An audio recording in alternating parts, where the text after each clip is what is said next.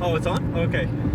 So today's a really exciting day because we get to pick up one of my other broken project cars from storage. She's been sleeping for almost a year now. So we've packed up the car with all the stuff we need to awaken the, in quotations, beast. And we're headed that way right now. We're currently in the beautiful state of Narnia, where she's tucked away on a beautiful little property in the trees. So we'll cut to that in a sec.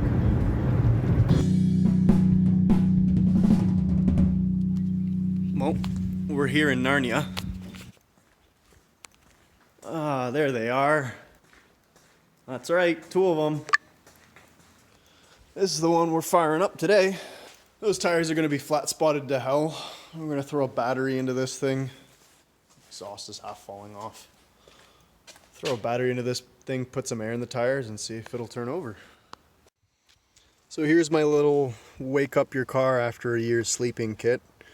We need coolant because the radiator leaks, and the fire extinguisher is absolutely necessary because this car's been on fire two or three times now.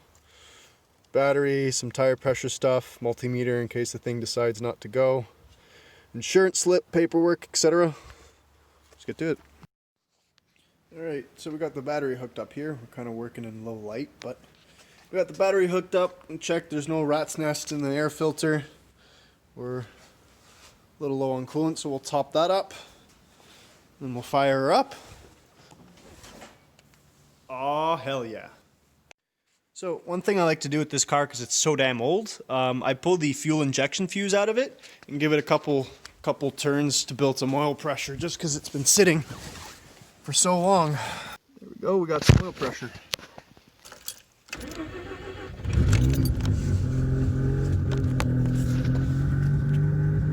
It's alive. Running like a champ now that she's all warmed up.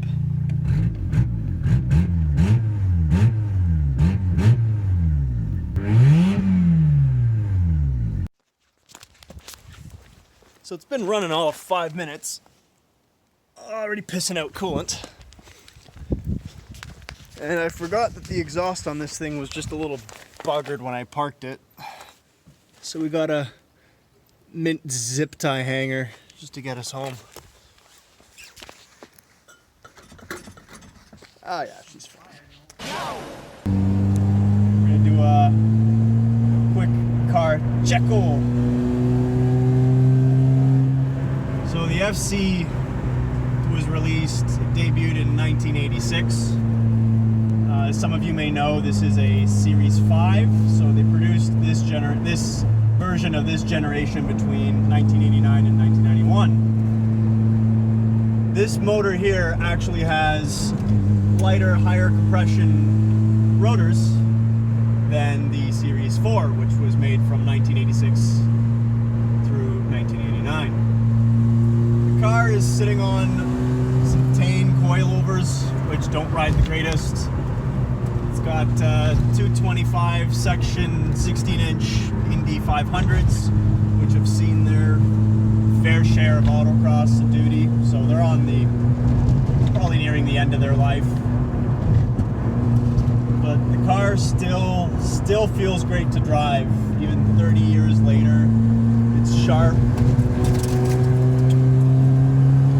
It's not fast by any means, but it responds nicely. It's got a nice lightweight flywheel. Makes those downshifts really nice. Scream of that rotary there.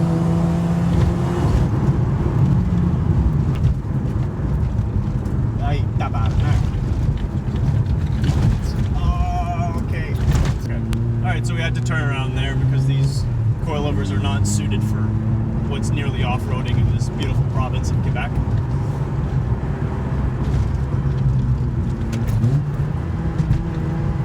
For a 30-year-old car, this thing still party. While 160 horsepower does not sound like a lot, when you're on roads like these, it's more than enough.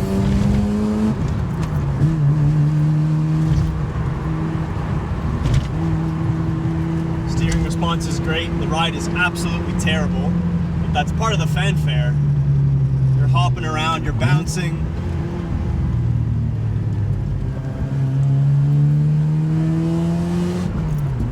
Sound of that 13B behind you.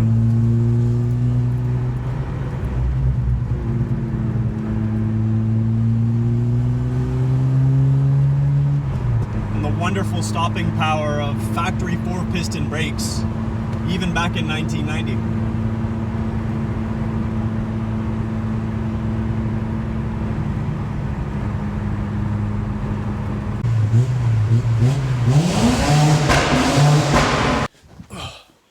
And that concludes that video.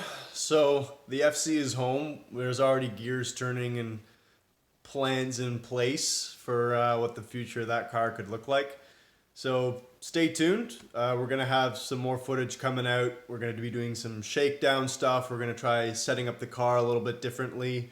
Might have an interesting surprise for you sometime later. So keep your eyes peeled for that.